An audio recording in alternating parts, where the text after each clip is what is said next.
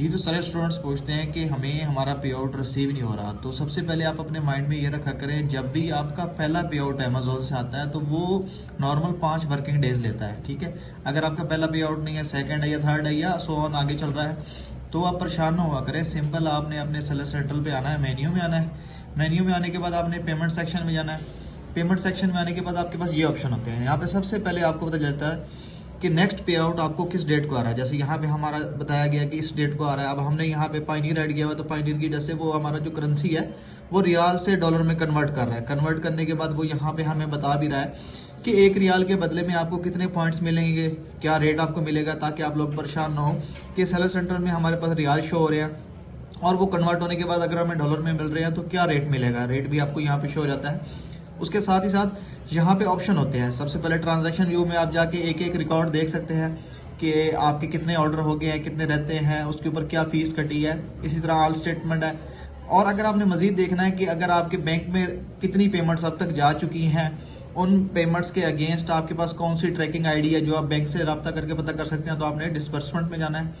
Disbursement में आने के बाद यहाँ पे आपको शो होता है। जैसे ये देखें, अब मेरे जितने भी अब तक के पे आउट हुए हैं वो यहाँ पे शो हो रहे हैं। सेलर सेंट्रल के हर पे आउट के अगेंस्ट यहाँ पे हमें कंप्लीट डिटेल बताई जाती है। जैसे यहाँ पे देखें कि ये 10वें महीने का पे आउट था।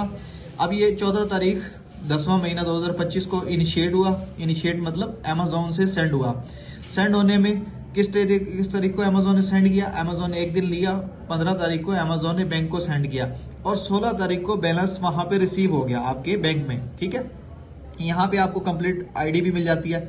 ये होती है ट्रेस आईडी। इन केस अगर आपकी पेमेंट आपके बैंक में रिसीव नहीं हो रही लेकिन अमेजोन की तरफ से डन आ गया, डन का मतलब सेंड हो चुका है, स्टेटस अपडेट हो गया, तो आपने क्या करना है, सिंपल अपने बैंक से कांटेक्ट करना है। उनको ये ट्रेस आईडी प्रोवाइड करनी है। उनको ये ट्रेस आईडी प्रोवाइड करके उनसे पूछना है कि इस पेमेंट के अगेंस्ट हमारे पास इस आईडी के अगेंस्ट हमारे पास एक पेमेंट आई होगी, काइंडली वो चेक करके हमें अपडेट करें।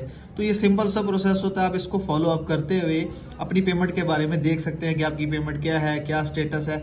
और यहाँ पे अगर आपने सेम करेंसी का बैंक नहीं लगाया हुआ तो आपने लाजमी यहाँ पे आके देखना है कि आपके एग्जैक्ट अमाउंट बन क्या रहा है। एग्जैक्ट अमाउंट से मुराद जब आप इसके आगे क्लिक करेंगे यहाँ पे, अब मैंने व्यू समरी पे क्लिक किया, अब यहाँ पे मुझे कंप्लीट शो हो जाएगा कि इस पेमेंट के अगेंस्ट। अब यहाँ पे अगर आप देखें तो ये रियाल में हमारे बन रहे हैं 329 रियाल और ये डॉलर में हमें कन्वर्ट होके 86.65 डॉलर हमें मिलेंगे।